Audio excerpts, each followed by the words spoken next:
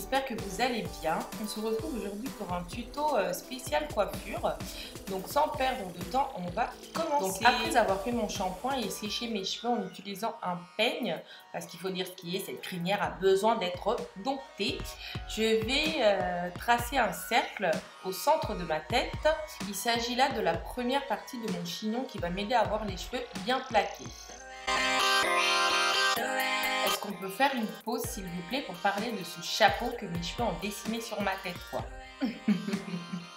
On passe donc à la suite avec ce gel Eco Styler. Celui-là il est à la noix de coco, c'est un vrai délice. Et en plus ça laisse pas de traces, vous savez les traces blanches que certains gels laissent sur la tête, et bien celui-là pas du tout. Même le lendemain en fait un petit coup de peigne, un petit coup de brosse et il n'y a plus rien. Voilà, donc là il va me permettre de bien plaquer et fixer mes cheveux.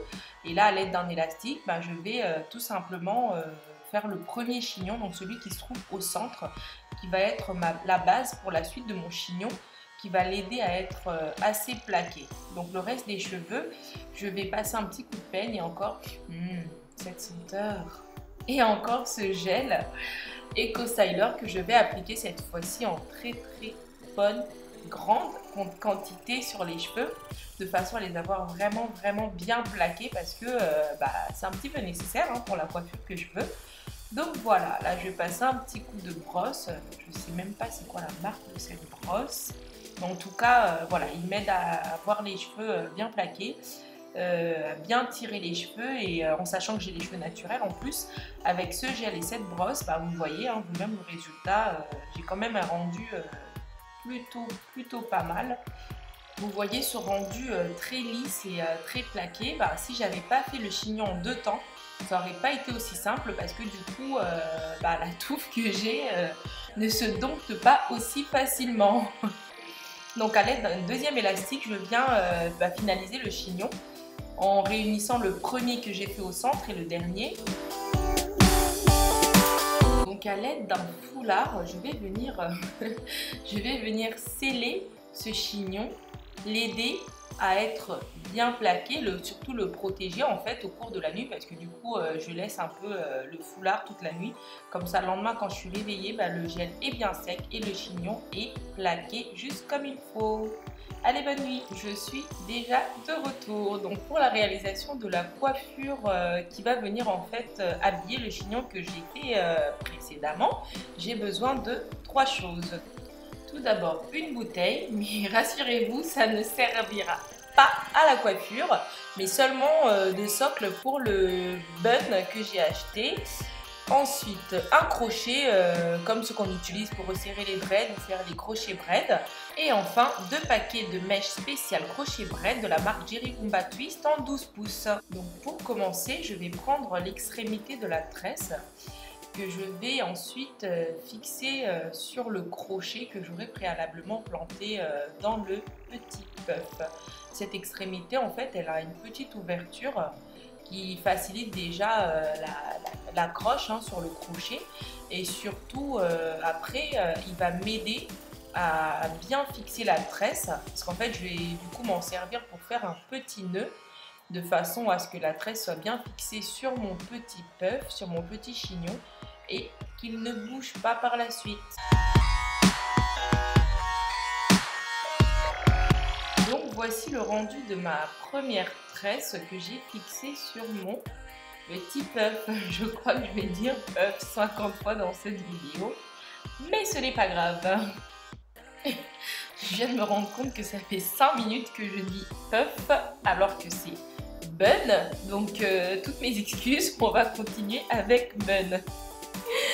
Donc voilà, le travail continue, la même méthodologie, je plante mon petit crochet dans le bun et ensuite j'accroche à cela ma tresse qu'ensuite j'enroule dans le petit trou qu'il y a sur l'extrémité afin de fixer ma tresse et je fais ça tout autour du bun.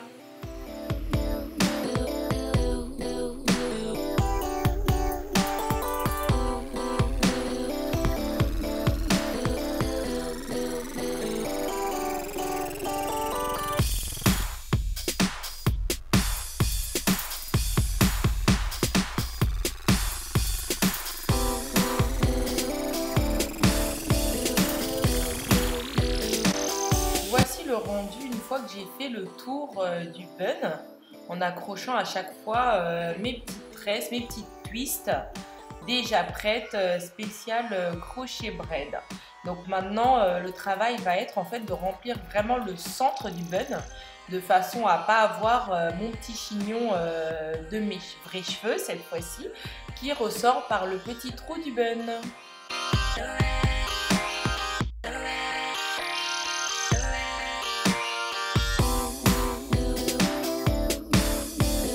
J'essaye vraiment de chercher chaque petit vide, en fait, chaque petit blanc, de façon à bien camoufler le bun qui est en dessous de mon crochet braid. Donc là, je viens de terminer de fixer mes 2 paquets de Jerry Rumba Twist en 12 pouces. Donc voilà, avec 2 paquets, j'ai rempli uniquement la partie supérieure du bun et en dessous, en fait, il y a toujours le bun qui est visible. Vous verrez que ça ne posera aucun souci. Je vais ensuite venir le poser sur mon chignon préalablement réalisé la veille, à ce qui paraît. Et à l'aide de petites pinces, je vais venir le fixer de façon à ce qu'il ne bouge pas. En fait, je vais mettre 4 pinces, une devant, 2 sur le côté et une derrière. Et là, c'est ma petite manager qui vient vérifier le travail, inspectrice des travaux finis. Une fois que je me suis assurée que le bun était bien fixé sur mon chignon, je peux me permettre un petit moment de folie. Mais rassurez-vous, ce n'est pas le look fini. Voici le premier look fini. En fait, c'est un chignon classique. Je me contente juste d'enrouler les twists autour de mon bun. Ensuite, à l'aide de petites pinces, je vais venir fixer, camoufler toutes ces petites mèches qui dépassent. En particulier celle-ci sur la droite. Allez, une petite pince, voilà. Parfait, une petite pince, encore quelques-unes et le look fini, le voici. Plutôt classique, assez simple, mais le petit rouge fait son petit effet.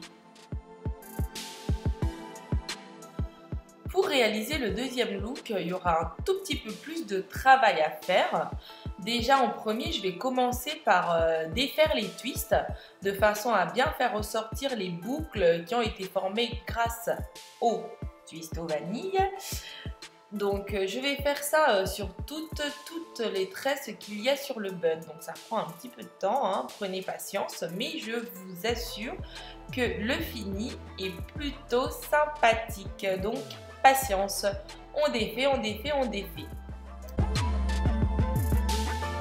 Maintenant que j'ai séparé mes twists au maximum pour gagner en volume, je vais passer à la coupe. Je vais tout simplement retirer cet excès de longueur parce que la coupe que je veux, c'est un petit puff et pas un énorme chapeau sur la tête. Donc on y va, on enlève un maximum de longueur afin d'arriver à réaliser, je vais y arriver, la coupe que j'ai en tête. Donc on n'hésite pas, après vous coupez par rapport à la coupe que vous voulez. Moi j'en ai enlevé un maximum parce que ça correspondait plus à ce que je voulais, mais voilà, vous enlevez ce que vous voulez au gré de votre envie. Donc une fois que j'ai enlevé la longueur, je passe maintenant à la coiffure. Je continue un petit peu à dresser cette petite tignasse en enlevant les petites mèches rebelles qui traînent par-ci, par-là. Maintenant que je suis satisfaite du volume qui reste, je vais styliser tout ça encore à l'aide de petites pinces pour avoir le rendu vraiment comme je voulais, quoi, ce rendu naturel, comme si c'était mes cheveux que j'avais éteints en acajou tout simplement. Donc, ok, I got it, ok. Et voilà, j'espère que ça vous a plu. En tout cas, moi, je kiffe ce petit puff. Et l'avantage, c'est que le soir, avant de me coucher, j'ai juste enlevé ce million de pinces. Et c'est réglé. Allez, bisous, bisous. À bientôt.